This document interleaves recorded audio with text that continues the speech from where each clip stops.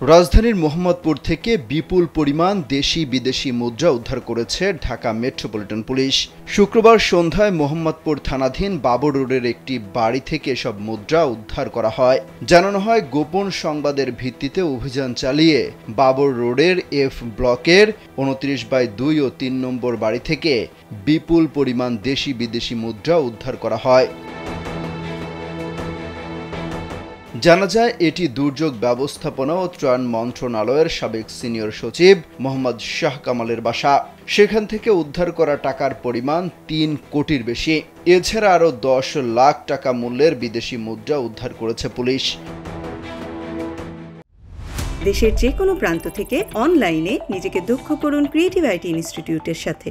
ডিএমপির পক্ষ থেকে জানানো হয়েছে, ওই বাসা থেকে নগদ 3,10,166 টাকা, 74,400 টাকা দামের 100 টাকার প্রাইজ বন্ড এবং 10,03,306 টাকা মূল্যমানের বিদেশি মুদ্রা উদ্ধার করা হয়েছে।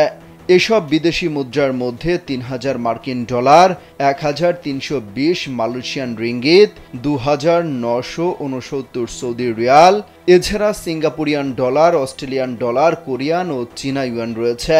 শাহ কামাল সচিব থাকাকালে তার বিরুদ্ধে ঘুষ দুর্নীতির ব্যাপক অভিযোগ ছিল।